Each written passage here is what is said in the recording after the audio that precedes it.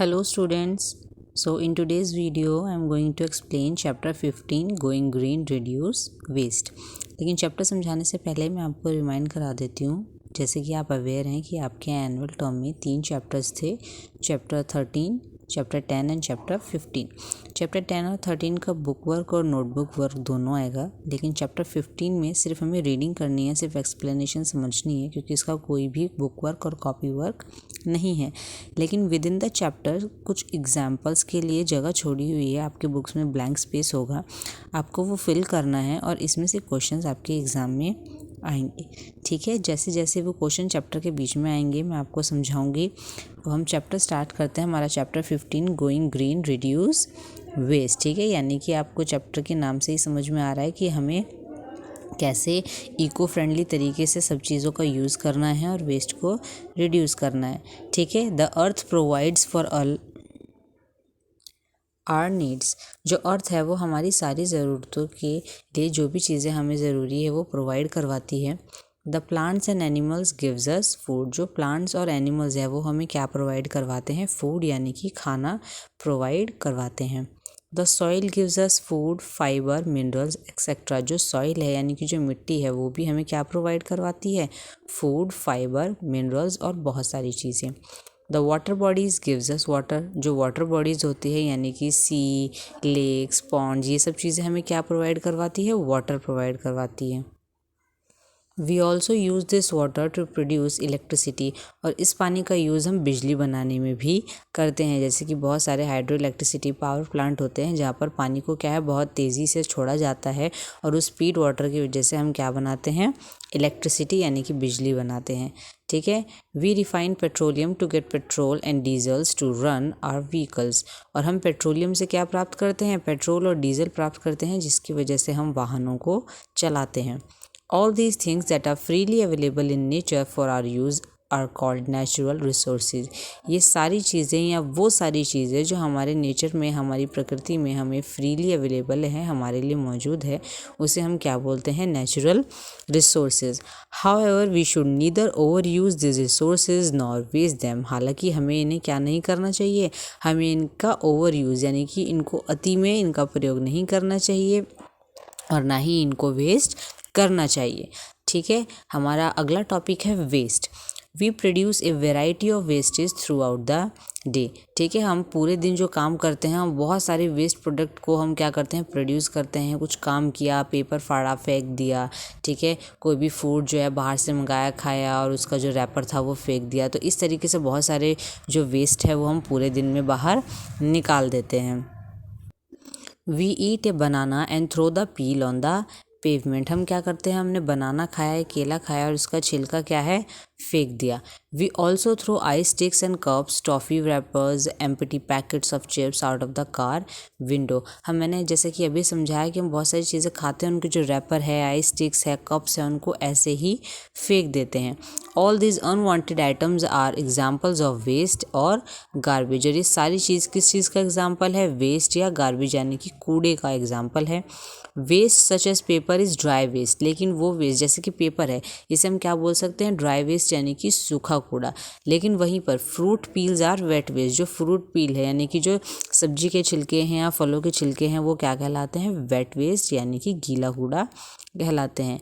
Non functional televisions are e waste. जो non functional televisions है वो क्या है? वो इलेक्ट्रॉनिक वेस्ट है, यानी कि जो चीज़ हम नहीं देख रहे हैं वो सब चीज़ें क्या है? इलेक्ट्रॉनिक वेस्ट है, ई वेस्ट है।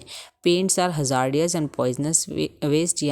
इसी जगह पे जो पेंट्स होते हैं वो क्या होते हैं? हजार्डियस और पॉइजनस, यानी कि जहरीले वेस्ट होते हैं।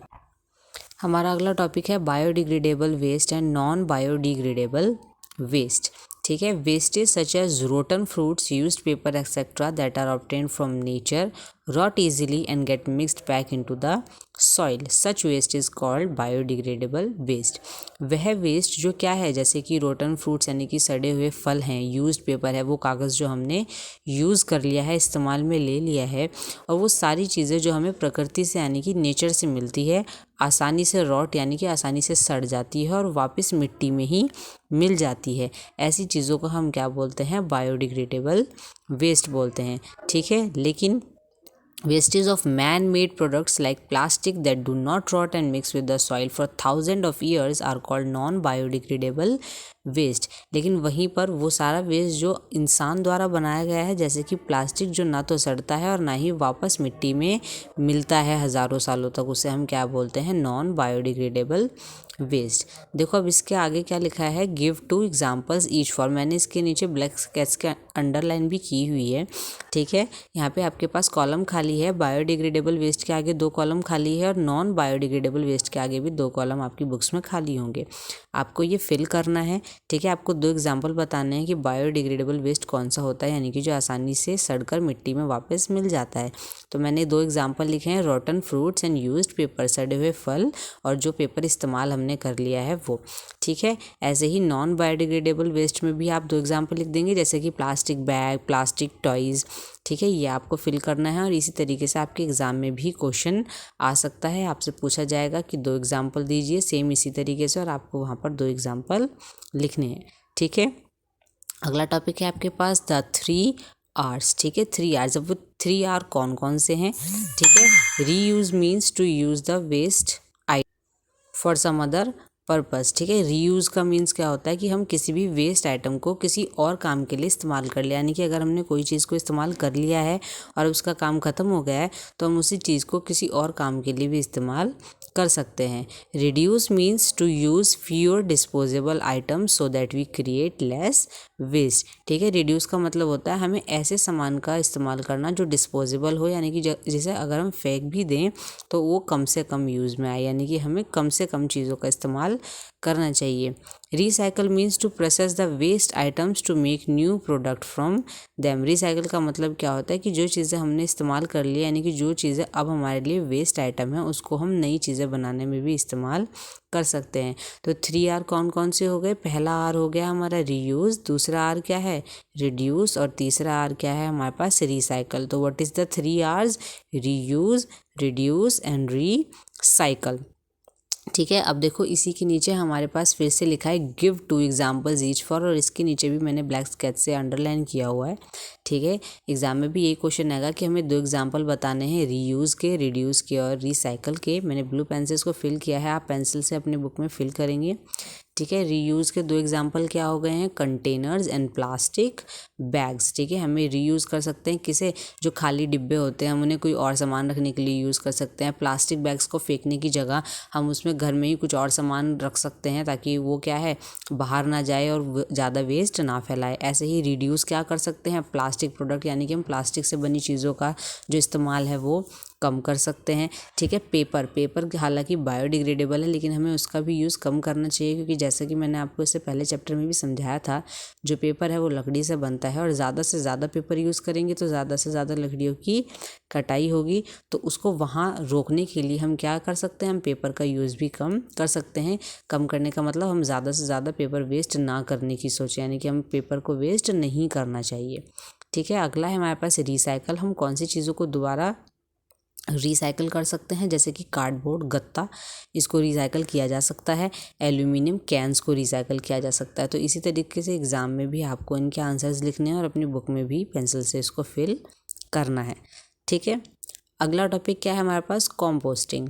Composting is one of the oldest forms of waste disposal, ठीक है। जो कॉम्पोस्टिंग है वो बहुत सारे पुराने तरीकों में से एक है जहाँ पर हम वेस्ट को क्या करते हैं? डिस्पोजल कर देते हैं, यानी कि उसको डिस्पोज कर देते हैं, ठीक है, सड़ा देते हैं। In this method the kitchen waste etcetera is not left to rot. और इस मेथड में हम क्या करते हैं, जो हमारा किचन वेस्ट होता है उसको क्या हम सड़ने के लिए ऐसे ही नहीं छोड़ देते हैं। Instead it is buried in a pit, बल्कि हम उसको क्या करते हैं, हम उसे किसी गड्ढे में दबाते हैं, यानी कि बरी करते हैं, मिट्टी के नीचे दबाते हैं। एंड कवर्ड विद सॉइल, और उसको मिट्टी से ढक देते हैं। To allow it to decompose and form into a natural fertiliser called compost, ताकि वो क्या हो जाए, अच्छे से डिकम्पोज हो जाए, सड़ जाए और किस में बदल जाए? एक नेचुरल फर्टिलाइज़र, यानी कि खाद में बदल जाए, जिसको हम क्या बोलते हैं? कंपोस्ट बोलते हैं, ठीक है। अगेन फिर से क्वेश्चन आया है, write the names of any 4 waste items that you will throw into the compost pit to prepare compost, और इसको भी मैंने अंडरलाइन किया हुआ है। ठीक है, इसका मतलब क्या है, हमें कोई 4 एग्जाम्पल ऐसे बताने हैं जिसको हम क्या कर सकते हैं, कॉम्पोस्ट में बदल सकते हैं। तो देखो मैंने ब्लू पेन से लिखा हुआ है, आप पेंसिल से फिल करेंगे। Vegetable peels, fruit peels, egg shells and tea bags. ठीक है, सब्जी और फलों के छिलके, अंडे के छिलके और टी बैग्स। ठीक है, ये हमारे कॉम्पोस्ट किए जाने के लिए कुछ आइटम्स हैं जो कि हम लिख सकते हैं। ठीक है, अगला टॉपिक है हमारे पास plastic. Plastic is a man-made material that is very harmful for the environment because it is non-biodegradable and does not decompose for thousands of years। जो प्लास्टिक है वो मैन मेड है, यानी कि इंसान द्वारा बनाया गया एक मटेरियल है जो कि हमारे लिए बहुत ही हार्मफुल होता है, इन्वायरमेंट के लिए बहुत ही ज़्यादा हार्मफुल होता है, और क्या है, नॉन बायोडिग्रेडेबल है, यानी कि आसानी से सड़ नहीं सकता है, और हज़ारों सालों तक डिकम्पोज नहीं किया जा सकता है। ठीक है, thus plastic are a threat to the environment. इसलिए जो प्लास्टिक है वो एनवायरनमेंट के लिए, प्रकृति के लिए क्या है, एक बहुत बड़ा खतरा है। Unfortunately we are surrounded by things made of plastic ranging from polythene bags to food containers to toys. ठीक है, बदकिस्मती से हम क्या है, सिर्फ प्लास्टिक की चीज़ों से घिरे हुए हैं, चाहे वो पॉलीथीन बैग्स हो, फूड कंटेनर्स हो, या टॉयज़ यानी कि खिलौने ही क्यों ना हो। You should know that unlike other waste only a very small part of plastic waste can be recycled. आप लोगों को ये पता होना चाहिए कि बाकी जितने भी वेस्ट होते हैं, ठीक है, उनके मुकाबले जो प्लास्टिक वेस्ट है उसको हम रिसाइकल नहीं कर सकते हैं। ठीक है, सो plastic is littered all around us. इसलिए प्लास्टिक क्या है, हमें चारों तरफ दिखती है। अगर हम पॉलिथीन को फेंक भी देते हैं तो भी वो हमें सड़कों पर, गलियों में पड़ी मिलती है, क्योंकि वो क्या नहीं होती है, वो डिकम्पोज तो होती ही नहीं है, बस इधर से उधर क्या है, इधर ट्रैवल ही करती रह जाती है। इसी तरह चैप्टर यहाँ पर फिनिश हो गया, लेकिन चैप्टर फिनिश होने से पहले एक और इन्होंने क्वेश्चन हमारे से पूछा है, वो क्या है पढ़ेंगे, मैंने इसको अंडरलाइन किया हुआ है। Write the names of any 4 plastic items that you use. किसी 4 ऐसे आइटम्स के बारे में नाम लिखना है प्लास्टिक के जो आप यूज़ करते हो। Which items made from other eco friendly material can you use to replace them. और उनके सामने हमें वो 4 नाम लिखने हैं जो कि हम इन्हीं की जगह यूज़ कर सकते हैं, और वो क्या होने चाहिए, वो इको फ्रेंडली होने चाहिए। जैसे कि मैंने सबसे पहले लिखा है प्लास्टिक बैग, और प्लास्टिक बैग के सामने मैंने लिखा है पेपर बैग, यानी कि प्लास्टिक बैग जो है वो हम यूज़ करते हैं, लेकिन हम इसका यूज़ बंद करके इसकी जगह क्या चीज़ यूज़ कर सकते हैं, पेपर बैग्स यूज़ कर सकते हैं। ऐसे ही सेकंड मैंने लिखा है प्लास्टिक वाटर बॉटल। ठीक है, जो प्लास्टिक की वाटर बॉटल होती है इसको हम फेंक करके, यानी कि इसका यूज़ बंद करके हम किस चीज़ का यूज़ कर सकते हैं, हम स्टेनलेस स्टील या फिर ग्लास की वाटर बॉटल्स का यूज़ कर सकते हैं। ऐसे ही हमारे पास प्लास्टिक का टूथब्रश होता है, इसकी जगह हम क्या यूज़ कर सकते हैं, बैम्बू टूथब्रश यूज़ कर सकते हैं। और लास्ट मैंने लिखा है प्लास्टिक किचन यूटेंसिल्स, यानी कि किचन में कुछ प्लास्टिक के भी बर्तन होते हैं, उनकी जगह हम किस चीज़ का यूज़ कर सकते हैं, हम वुडन किचन यूटेंसिल्स, यानी कि लकड़ी के बर्तनों का या स्टेनलेस स्टील के बर्तनों का यूज़ कर सकते हैं। ठीक है, तो आई होप आपको इस चैप्टर की एक्सप्लेनेशन बहुत अच्छे से समझ आई होगी। ठीक है, आई रिमाइंड यू अगेन, जब आप इस चैप्टर को पढ़ेंगे, इसकी वीडियो देखेंगे, तो आपके सामने आपकी बुक्स ओपन होनी चाहिए। मैं आपको दोबारा याद दिलाती हूँ कि इसका कोई भी बुक वर्क और कॉपी वर्क नहीं है, इसलिए चैप्टर के बीच में ये जितने भी क्वेश्चंस मैंने अंडरलाइन किए हुए हैं और इसके सामने ब्लू पेन से आंसर लिखे हैं, इसको आप अपने बुक में बहुत अच्छे से फिल करेंगे और इसी तरीके क्वेश्चन आपके एग्ज़ाम में पूछे जाएंगे। ठीक है, थैंक यू।